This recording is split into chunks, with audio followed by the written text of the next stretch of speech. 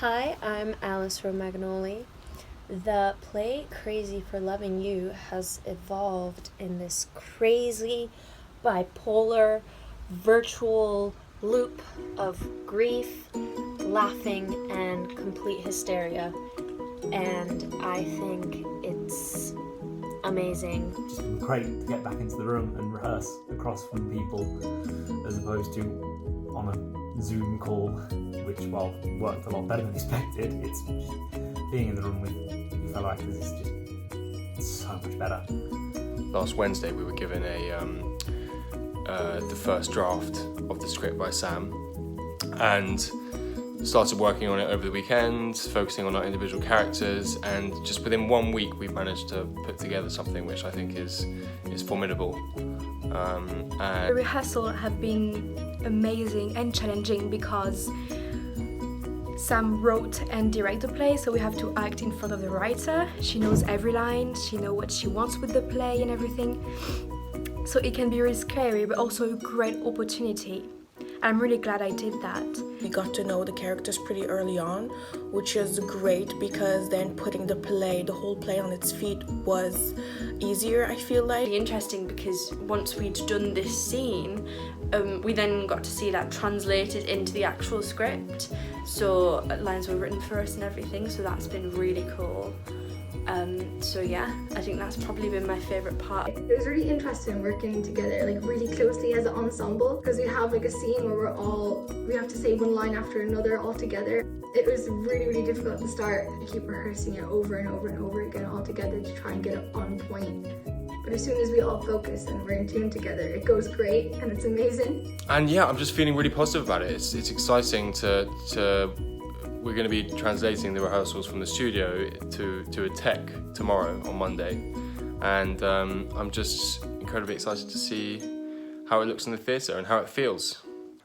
One of the main challenges though with this process has been we are rehearsing a show about grief and very strong emotions, and we can't touch each other, which, you know, that's in those situations when you're trying to comfort someone going through grief, your first instinct is to hug someone, to provide physical contact, let them know you're there. But when you can't, it's a challenge. You think, how can I portray the scene effectively? Because that's my first instinct.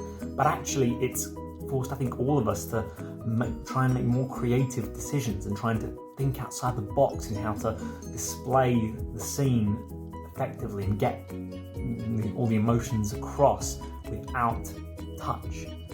And it's actually, I think, created a much more interesting show as a result.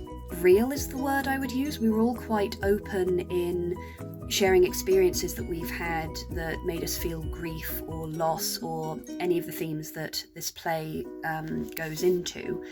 And with that, I think it's added a real element to the play.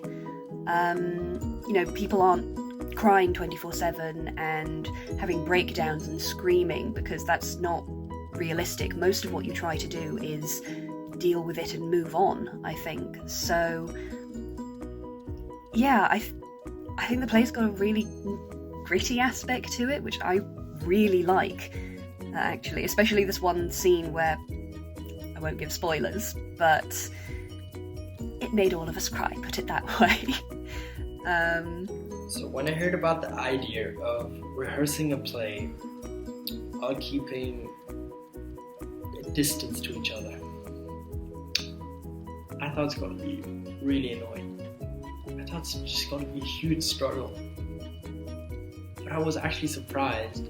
Once you're used to it, keeping the distance, it becomes a new normal, and it's suddenly all about like giving it your best, making it your best work. And I think we really succeeded with that. I think we created something that is really beautiful, that has meaning to it. Play turned out to be really great, really minimalistic in a way, also with social distancing and everything, and I think that's exactly why it becomes so great, and it becomes like there's so much tension in between because of the social distancing parts. So everything has more weight to it, with they're not touching and they're not hugging and they're not kissing.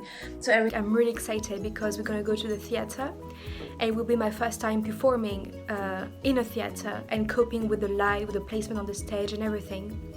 We still have the experience of going through a tech rehearsal, a dress rehearsal, and learning about all the intricacies that go into putting up a play in a theater. Unfortunately, we will not have an audience, but I only dream of having this play shown to the world so that people can experience the emotions and feelings that I and the rest of the cast are feeling, and hopefully can be transmitted onto the audience.